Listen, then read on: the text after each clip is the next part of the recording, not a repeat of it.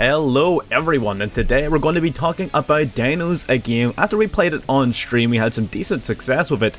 I decided to pick it up again off stream, and it's just been amazing, so it has. Honestly, I think even at the minute, out of the last 8 games, we've won 7 of them. It's just going amazingly, honestly. The deck is just absolutely insane.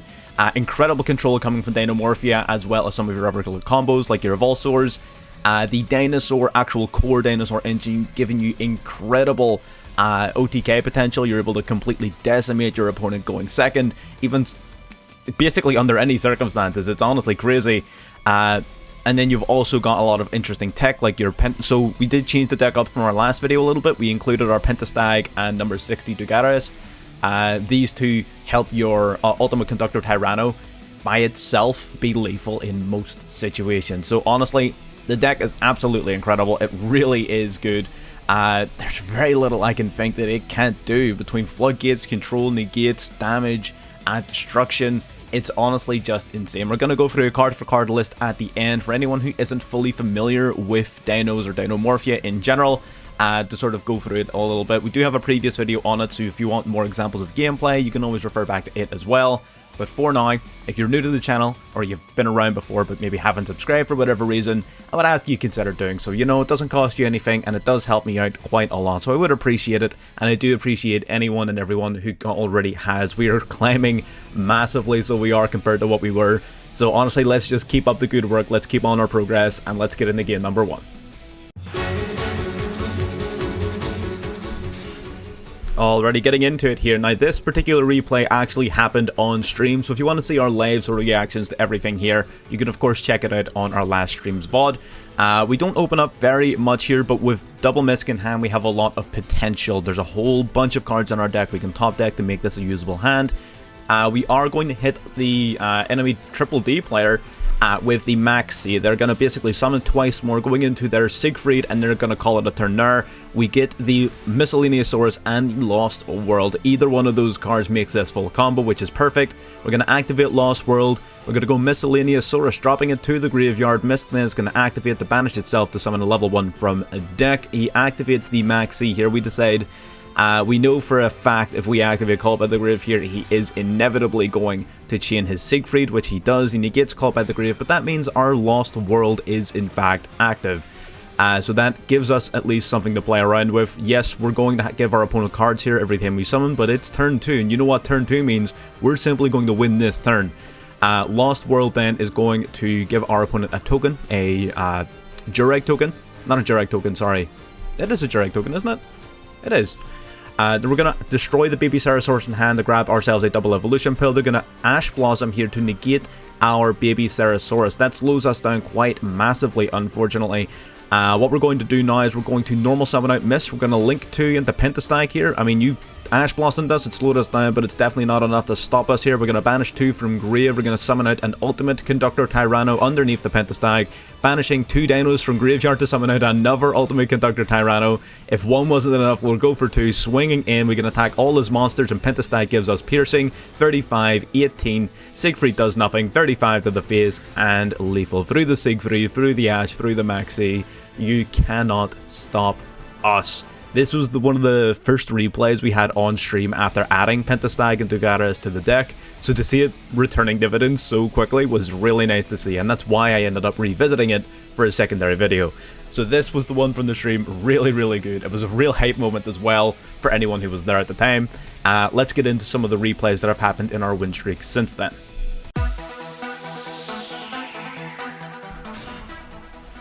Alrighty, so we are being forced to go second here, and unlike our previous hand, we don't exactly have a ton of our pure Dino resources in hand here. Our opponent's playing Invoke, so they're going to activate their Magical Meltdown. We are going to negate its search for Alistair. That's not exactly the greatest opportunity to use that. We probably should have let the Alistair search go through and then Ash the Alistair on summon, but again, we were just feeling confident, you know. So we decided we're going to Ash the field spell. He sets free and passes back to us, so we think to ourselves, yep, this is great. The fact that we don't have a ton of resources means that this is going to be a bit of an uphill battle. We normal summon Frisia before using our Fossil Dig, and that was a debatable play. What we probably should have done is Fossil Dig first for Miscellaneousaurus to guarantee Frisia's safety, and then normal summon Frisia, but you know what? We messed it up. You know, live and learn.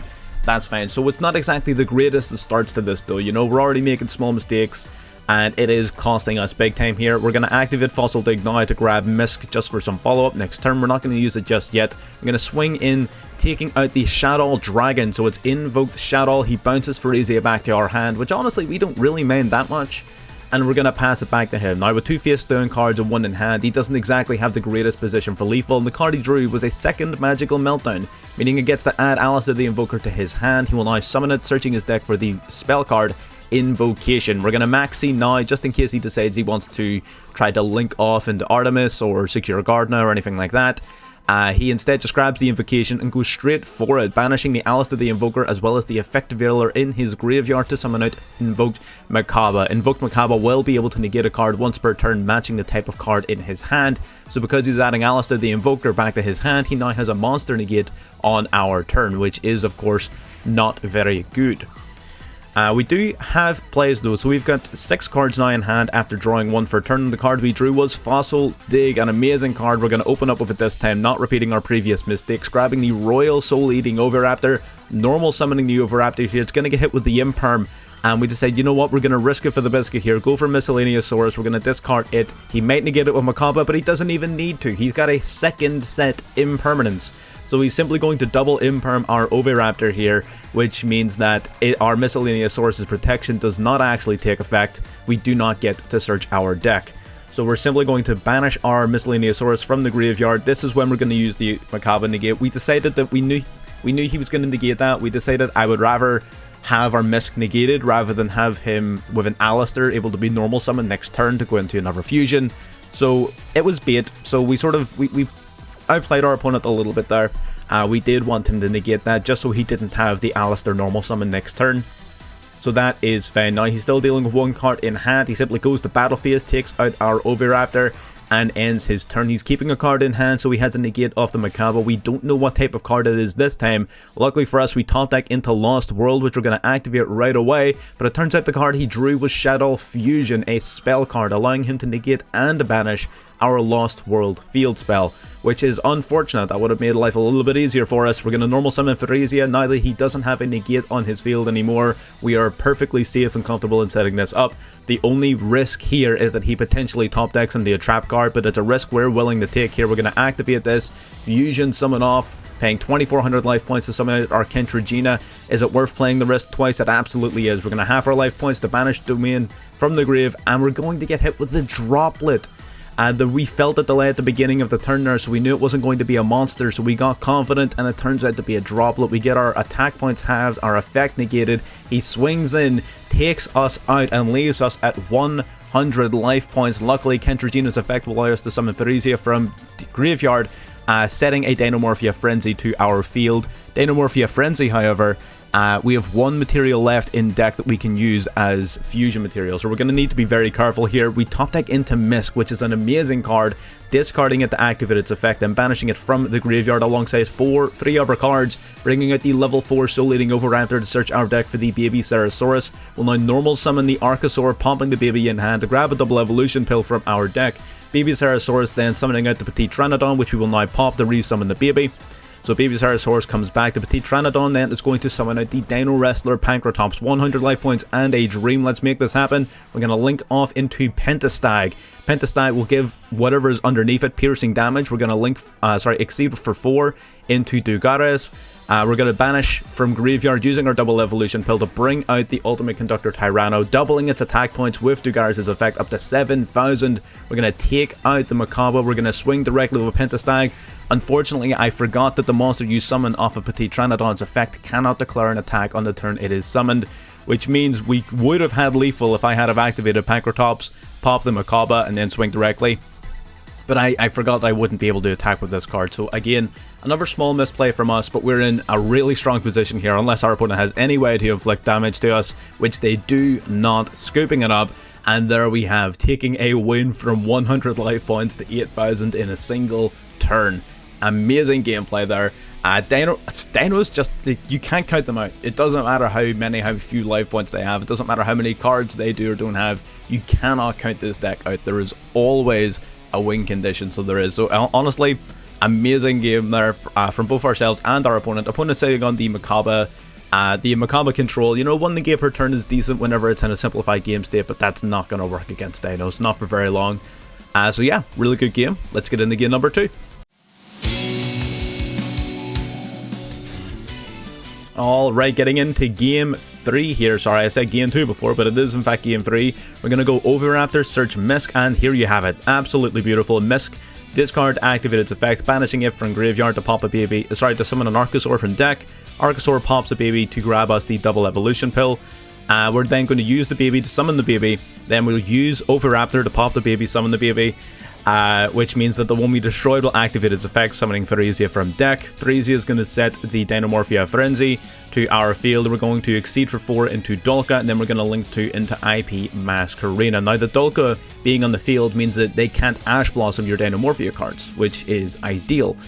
So that's why we typically go for Dolka, although in this case, that was not a concern. We are going to go for Frenzy here, pitching 2 to Fusion Summon into our Kentragina.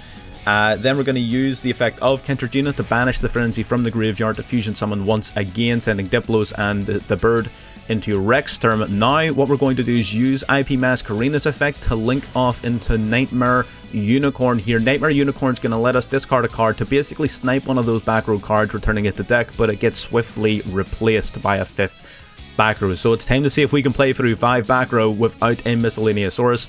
We're going to go Lost World, normal summon Theresia here, then activate our Lost World. So Lost World's going to try and give him a token, but he's got the Torrential Tribute. Torrential Tribute, of course, destroying all monsters on the field upon the summon of another monster. Chain Link 2 resolves, gives him the token. Chain Link 1, we get to search our deck for Frenzy, sending it to the field. Luckily, our Unicorn is not destroyed because Masquerena was used as its material, and then we get to resummon Kentragina from our Rexterm's effect. But he activates a second Torrential Tribute. We protect the token by popping a baby in deck, and our Kentragina, when destroyed, will once again recycle a smaller Dinomorphia to the field. Because we protected the egg by destroying a baby Ceratosaurus in deck, we get to now summon out another dinosaur from deck. So we're going to go into the Soul Eating Oviraptor, which will grab us a Miscellaneousaurus, which we will use right away. We're going to discard Misk, then banish it from the graveyard to summon out an Archosaur here. It doesn't do anything except serve as link material. We're going to go into Logia. Logia gets hit with the Solemn Judgment, our opponent paying half of their own life points to stop its summon, which is fine by me. Now we're going to link 4 off into Access Code Talker. Unfortunately, we only have Dark Links engraved, so we only get a singular destruction effect. So we're going to pop a back row here. We pop the Epidemic Eradicator Virus. We're now going to activate Double Evolution Pill. We summon out Pancratops, right? So we had a choice here where we either could have gone for lethal damage, or we could be safe by going into Pank and popping the remaining back row card.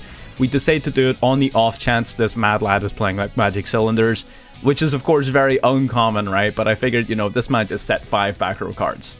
I don't know what they expect here. And all of the ones he had initially activated were generic cards, meaning this last card could have been anything. The last card being Ghastly Glitch does reveal to us that he is playing Labyrinth, which means that we would have been safe to just go for lethal. But again, live and learn. I would rather be safe rather than lose a game.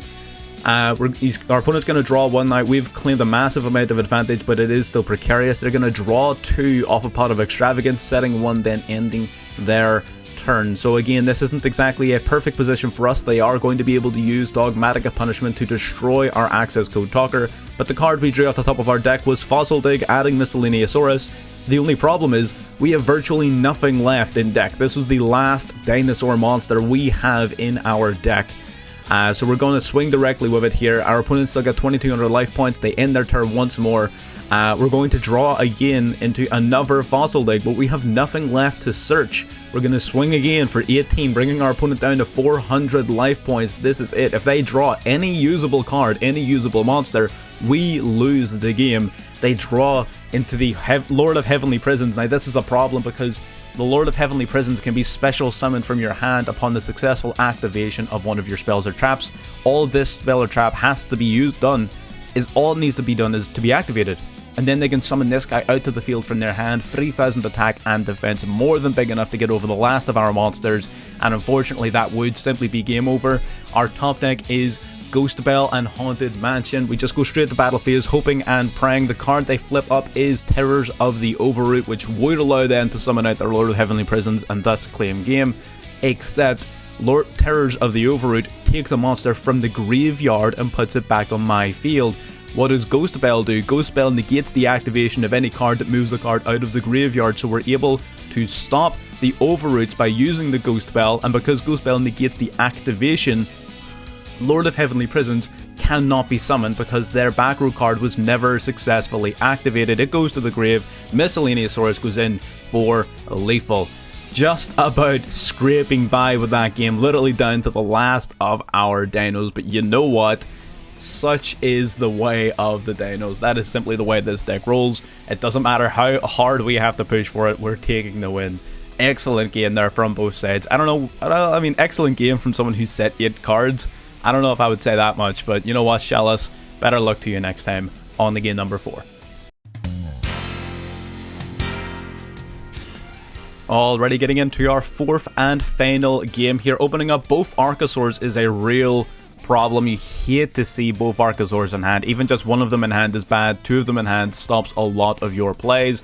We decided we're just going to be ballsy here. We accepted that this one probably isn't going to go our way, but we're going to try our best. Our Archosaur gets negated off of their Ash Blossom, and we have to simply pass.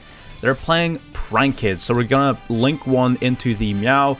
Lampsies then is going to inflict 500 damage and then summon out a monster from deck. So the Doodle Doodle Doo is going to come out. Fancy's Chain Link 1. The Bird is Chain Link 2. Its name is a tongue twister.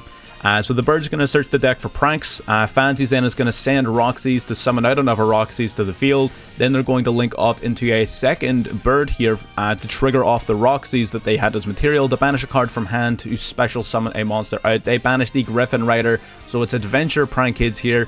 Now they're going to activate the Prank Kids place, summoning out a Fancy's, ditching the Fancy's to the grave to summon out a level 1 token. Now they're going to activate their Bird here. We could have negated that, but we have a feeling that this guy's going to be playing the Adventure Prank Kids Math Mech deck. We sort of had a feeling. We've got no evidence for it yet, but we sort of figured that with him searching for pranks like this, it has to be what he's doing, and rightfully so. There we have it, the Math Mech Circular being activated in the hand, summoned out to the field, linking off into the Bujinki Ashima, and now is when we go for our Ghost Bell. We were saving it just for this card. We knew that he was going to be playing this deck, so the Ghost Bell stopping the Ashima puts him in a very, very rough spot, because now the monster he sent to graveyard off of Circular was Diameter. He was hoping to re-summon the Diameter from the grave, as well as a Roxy's from hand to link off an Alimbertion. Sorry, to exceed in the Alimbertion.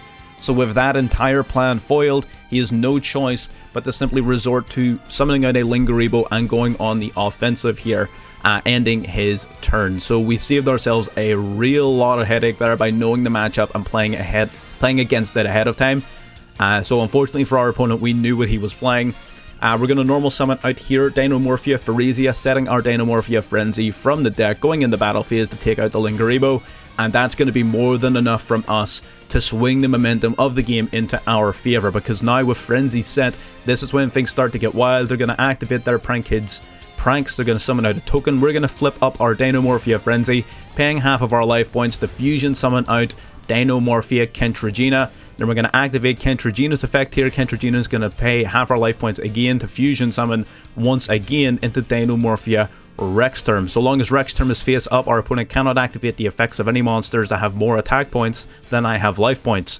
They're going to go into battle phase to try and deal some damage here. We're going to activate Rexterm's second effect. I can pay half of my life points to change the attack points of all of my opponent's monsters to the same number as my life points.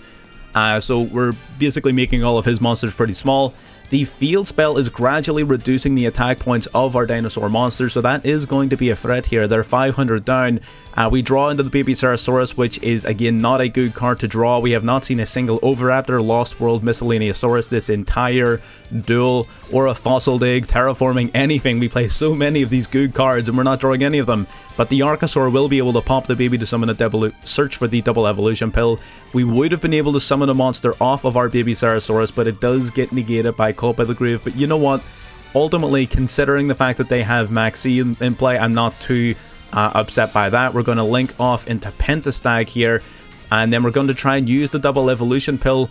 We're going to try and banish 2 from grave to summon out, but our opponent has the infinite impermanence. That is a problem. They're going to target our Rexterm. We really misplayed here by playing this card in the same column as that face down. Real big misplay from us, because now not only is our Rexterm negated, our double evolution pill is negated until the end of the turn, but not before bringing down the attack points of all of his monsters. So we're able to inflict massive amounts of damage.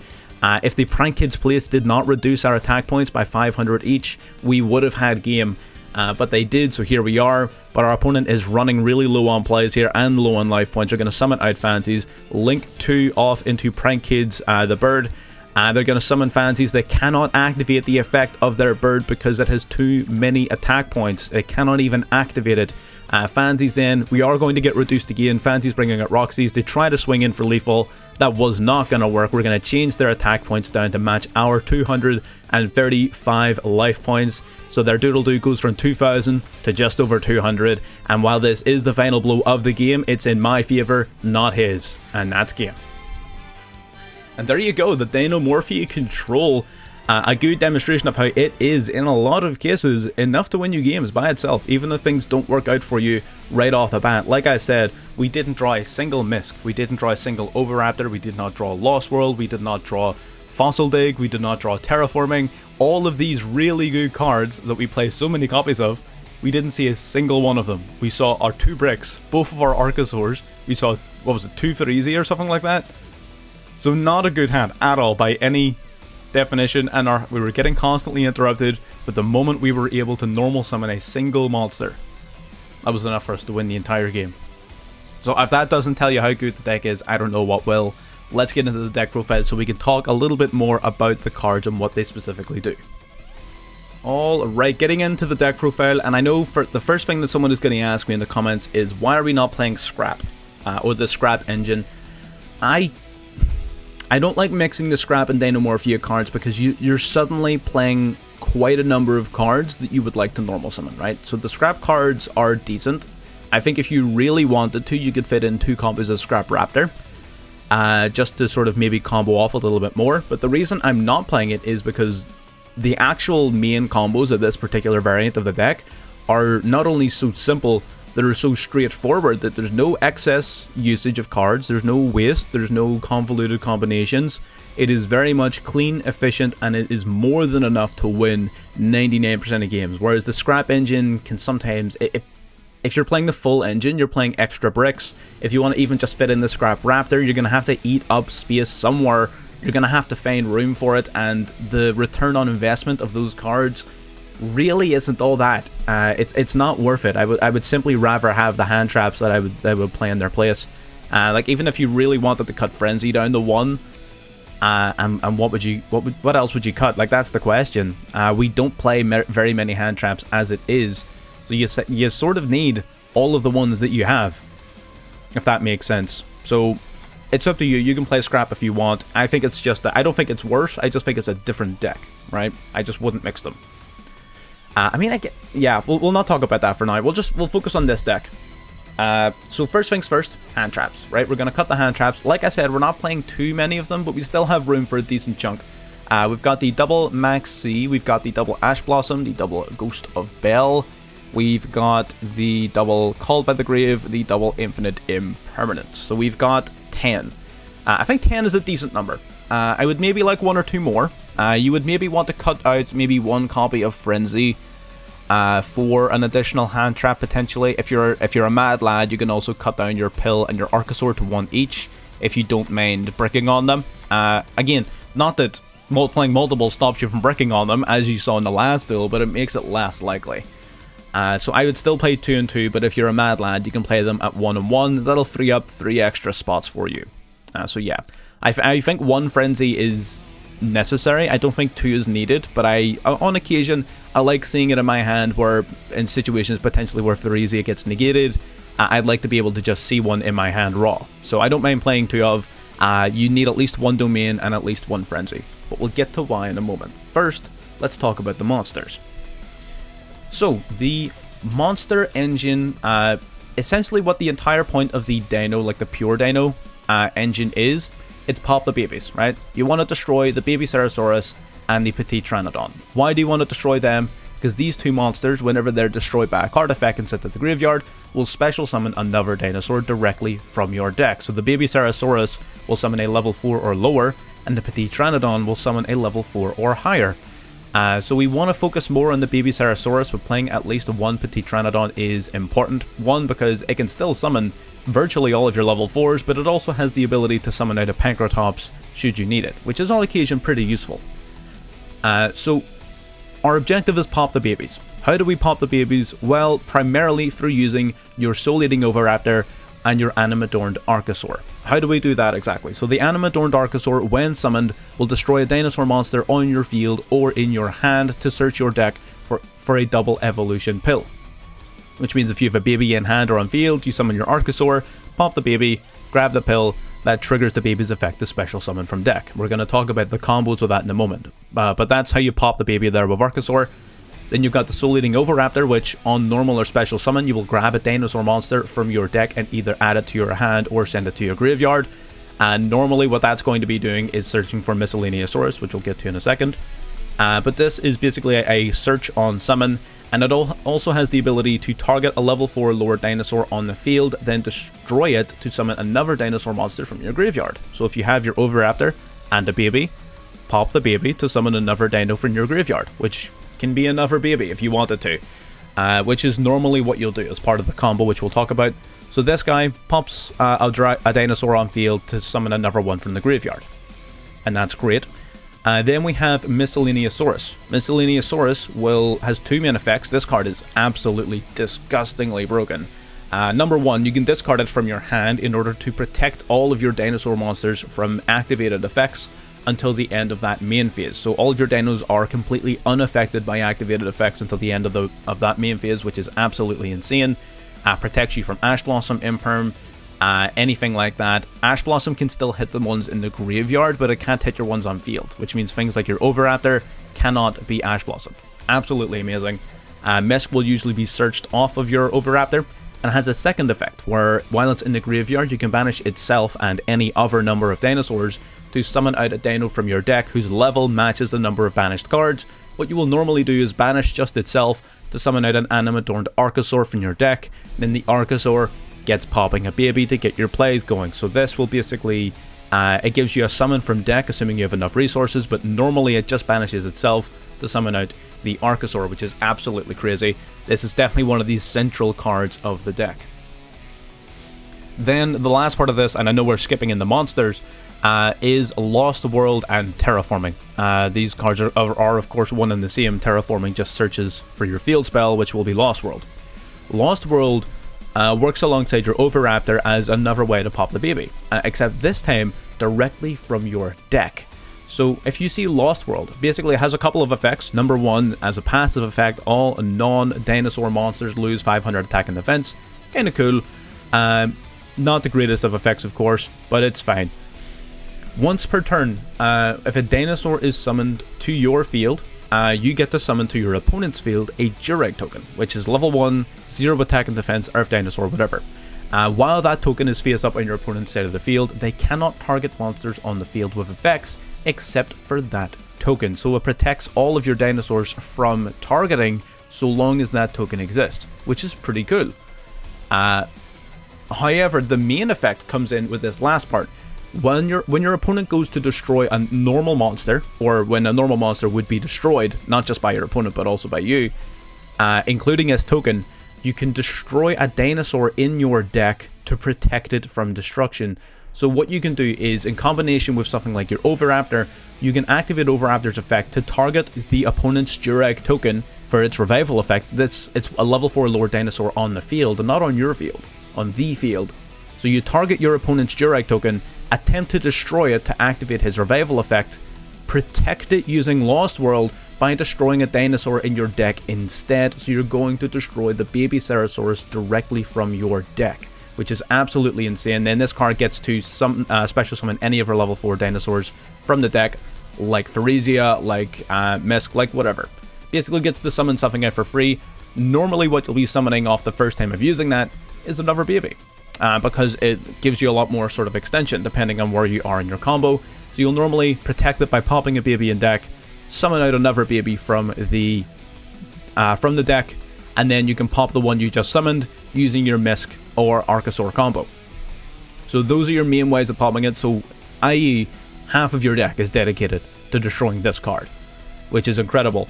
So that's how that works, and again, generally speaking, you're just going to be using it to spam at your level 4s, you're going to be going into your Dinomorphia plays, and that is, generally speaking, the gas behind the deck.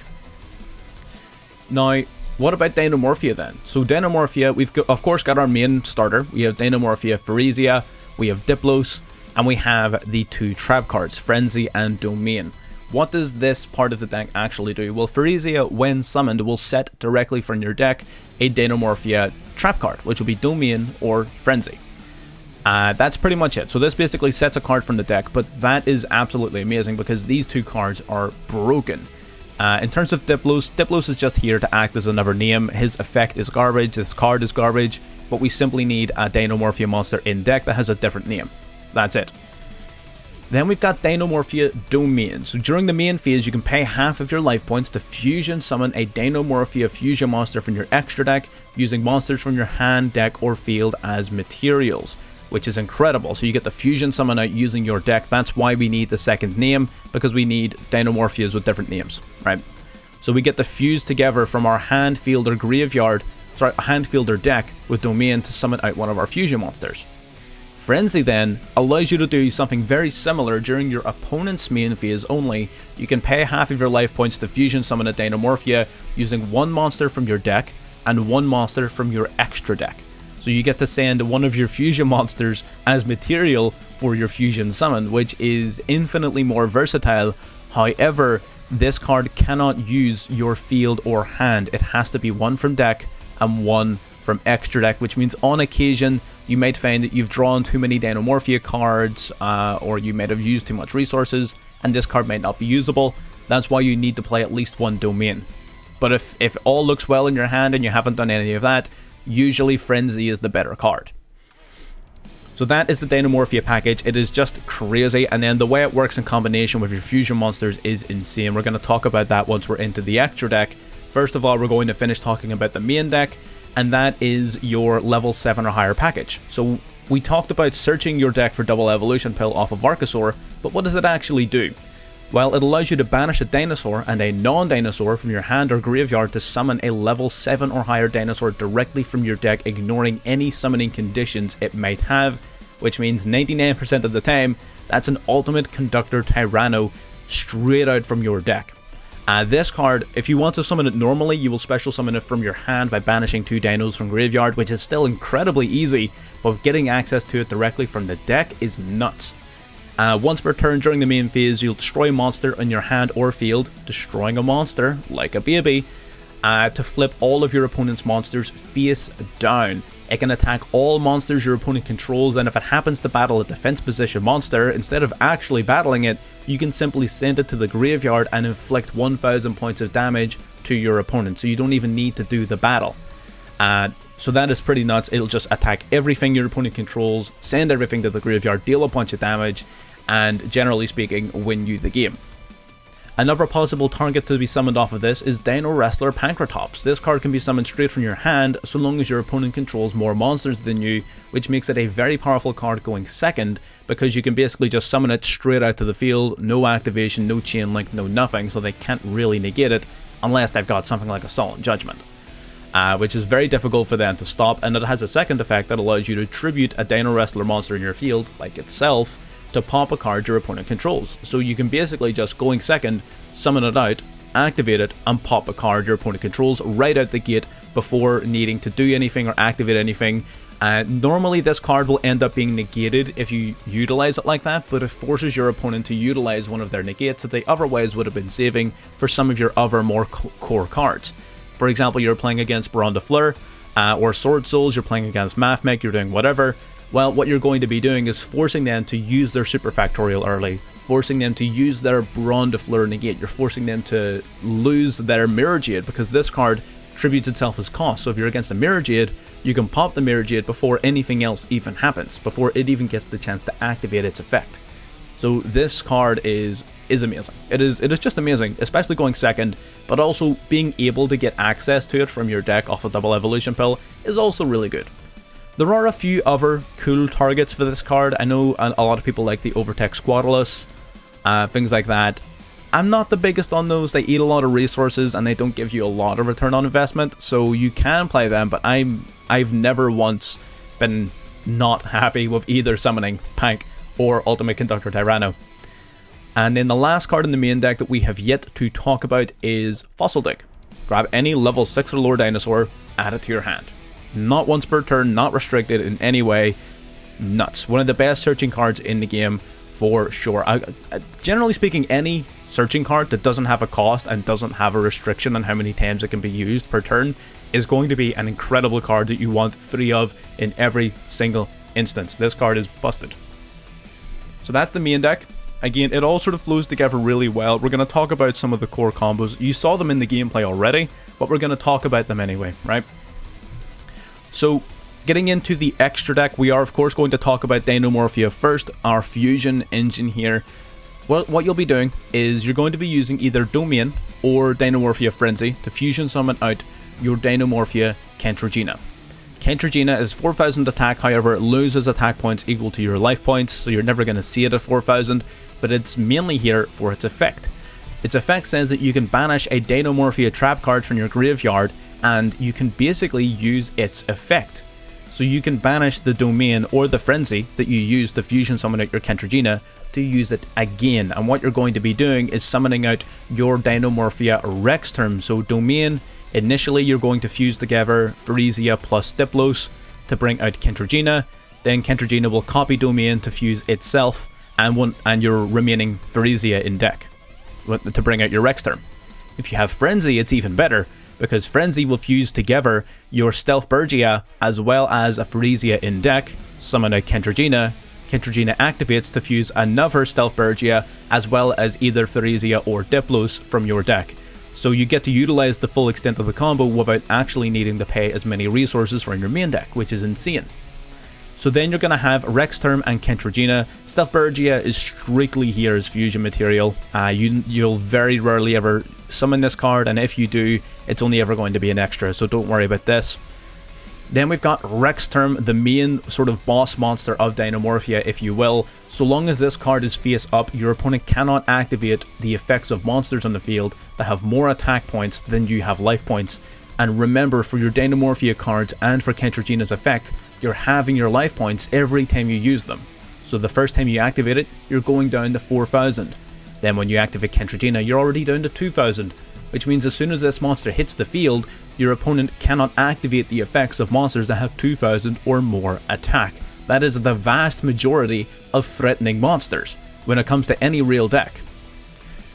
And it has another effect that allows you to pay half of your life points again to change the attack points of all monsters your opponent controls to a value matching your life points, which means at that stage you're going to have 1000 life points. All of your opponent's monsters become 1000 attack, and because they all now have the same attack as you have life points, they can't activate their effects. So not only is that effect useful from a control perspective, it is also useful for a battlefields perspective, because a lot of people will go into the battlefields, they're just going to try and swing at you while your life points are super low. They're just going to try and swing over one of your weaker monsters to hopefully take the game, and you're just going to say no, change their attack points all the way down, and you're going to remain in the game. As you saw in our last game, we continually prevented them from attacking and winning the game by using Rexterm's effect to reduce their attack points down. So that it is an incredible amount of control. Plus, these monsters, they're on a 3000 body. Kentrogena is even bigger in most cases, because the lower your life points get, the stronger she gets. So these two are incredible offensively, and all of this is happening off of a single trap card. You still have your entire other hand, all of the monsters on your field to play around with, and trust me, you're not relying on just this. You're going to be comboing off to have other things on your field, namely one of your Avulsors. A Volsor Logia or a Volsor Dulka, then you're going to be able to summon one of these out as part of your main combo alongside your trap card. Dulka then can activate its effect to negate the activation of a monster and destroy that card, and Logia can detach 2 materials to negate the summoning of a card or the activation of a spell or trap card. So the easiest way to think about it is Logia is exactly like the counter trap Solemn Judgment, and Dolka is exactly like the counter trap Solemn Strike. So basically, the only reason you've noticed in the gameplay we were summoning Dolka more, we were only doing that because you detach one material instead of two, and it's not once per turn, which means you get to use this effect twice. It protects your Dinomorphia trap cards from getting negated by the likes of Ash Blossom. So Dolka is usually the one to go for, absolutely incredible, but Logia is also an incredibly useful monster, especially in certain matchups against backrow type strategies. Definitely one of each is mandatory. Then we've got number 60, Dugaris. Dugaris the Timeless is primarily an OTK tool. You're going to be using, he's basically, you can detach two materials, activate any one of his effects. You can either draw two cards by skipping your next draw phase, special summon a monster from your graveyard by skipping your next main phase, or double the attack points of one of your monsters on the field by skipping your next battle phase. You're almost always going to be using the third effect to double the attack points of one of your monsters, because you're going to be able to double the attack points of the likes of the Ultimate Conductor Tyranno, going up to 7,000 attack, and being able to attack every monster your opponent controls is usually game over for most opponents. If they don't have a way to stop that, then that's simply game over. They won't be able to win or survive that onslaught. We've got Linkuriboh, purely here to send an Archosaur to graveyard, as well as make sure you have a non-dinosaur monster that can be used for your double evolution pill. A lot of people also play Secure Gardener as a way to make sure they have the resources engraved for their double evolution pill. You can cut a Rex term from it. If you don't want to go for a second Rex term, you can definitely cut it. I've never used more than one. Having more than one in there was always reassuring, because I knew I could go into a second one off of domain. However, it is definitely by no stretch of the imagination mandatory. So if you wanted to go Secure Gardener over one of your Rex term, you absolutely can. But basically, you would just go into Linkuriboh, then into Secure Gardener. That means you have Linkuriboh plus your Archosaur in graveyard. That means double evolution pill has its resources needed to resolve. Then we got Pentastag, a simple link to anything it points to inflicts piercing damage. Again, after you double the attack points of your Ultimate Conductor up to 7,000, the Pentastag ensures that even if they have monsters in defense, they're not going to be able to protect themselves from damage. So it basically just gives your Ultimate Conductor piercing damage, which is insane. IP Masquerena is something you'll summon as part of your main combo. It's a really effective card to link summon during your opponent's turn for some additional interruption, which is always solid. And the monster you'll normally be summoning is the Nightmare Unicorn. As a link 3, it will allow you to discard a card on summon the targeted card on the field and shuffle it back into the deck. Really solid, just interruption on your opponent's turn. We've got the Access Code Talker that will allow you to banish link monsters from your graveyard to destroy a card in the field non-targeting. It also gains 1,000 attack points multiplied by the link rating of one of the materials used for its summon. So if you use the likes of Nightmare Unicorn, it's going to gain 3,000 attack points, bringing it up to 5,300. And lastly, the Underworld Goddess of the Closed World as a link 5. This is sort of a last resort card. You're not going to use this very often. It is on occasion useful for getting over certain boss monsters. If you simply don't have an out for a card, like the Arrival Cyberse, this deck doesn't inherently have an out for the Arrival Cyberse. So having a card like this to get rid of it is definitely mandatory. I would say if you have it, put it in. If you don't have it, you're definitely not going to be losing games because you don't have it, apart from maybe one or two here and there against the likes of Ignisters or whatever it is. But it's definitely something worth including. And that is the entirety of the deck profile. Now, in terms of the primary combo, what exactly is it you're looking for in your opening hand to make this good? So, generally speaking, you're looking for 2-card combos, right? Now, there's very few things in this deck that are a 1-card combo for your full board, but there's a ton of 2-card combos. So, for example, having basically the likes... Essentially, what you're looking for is 2 cards that will allow you to pop the baby. So, Lost World and Overraptor, full combo. Overraptor and Misk, full combo. Overraptor and a baby is full combo. Overraptor and Lost World is full combo. And Fossil Dig. Of course, Fossil Dig will take the place of any one of your monsters. So Overraptor and Fossil Dig will do it.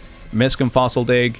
You've got the baby and Fossil Dig. You've got Theresia is sort of like a normal summon on herself to get all of your Dinomorphia plays going. But if you want the full combo, you're going to be summoning her from deck. So there's a ton of combinations where basically all you need to be able to do is pop one baby Ceratosaurus, and that will start your entire play, because you're either going to have the Oviraptor on your board already, or you're going to use your first baby pop to summon out your Oviraptor, and then you're just going to get gaming from there. Because none of your babies are limited to once per turn. So usually what you'll do, let's say for example you have the baby Ceratosaurus and the Soul Eating Oviraptor, right? Let's say this is your hand. In fact, you know what? Draw 5 sample cards. Let's say this is your hand, right? Here we are. Fossil Dig plus Miscellaneousaurus is perfect. Lost World plus Fossil Dig is perfect. Lost World plus Misk is okay, but it's not ideal. So usually what you'll do is you'll Fossil Dig, search for Soul Eating Oviraptor. You'll then activate the effect of Miscellaneousaurus to protect it by sending itself to the graveyard. Your Soul Eating Oviraptor on summon is going to search your deck for your baby Ceratosaurus. Then you're going to banish Misk from graveyard to summon Archosaur to your field. Archosaur, pop the baby you just searched for to search for your double evolution pill. Baby, summon the baby from your deck. Oviraptor, pop one baby to summon the other one back from the graveyard. That's going to summon you a Pharesia from the deck, as well as having baby Ceratosaurus and Archosaur on your field. Then you're going to, with your Pharesia that you just summoned from deck, you're going to set one of your Frenzy or Domain directly from your deck, so there's all of your Dinomorphia plays ready to go. You will then use your Oviraptor and Pharesia as material for either a Dulka or Logia, usually a Dulka, and then you'll use your baby Ceratosaurus and Archosaur as material for the IP Mask Arena. So there you go, full combo off of that hand. Can we get another one? Well, this is your Dinomorphia plays, whatever. Okay, so we didn't get it twice in a row, but we still have plays with that hand. You can see the Dinomorphia stuff instead. But you're seeing what I mean. Any combination of two of those cards, as well as even just the Pharesia by itself, gives you plays, and the plays you're making are astoundingly powerful. I've rambled on here for far too long. If you want to see live gameplay of it, you can of course check our last stream. We will be playing it in stream in the future as well, so make sure you catch us. We have an old video on it as well you can watch to cover it off. It is pretty much identical, with some small changes in the extra deck. And yeah, if you like what you were seeing and you want to see anything more like this, make sure you subscribe, stay in touch for more. If you like what you were seeing, like the video as well if you're still watching to this point, and I'll see you all in the next one. Bye bye.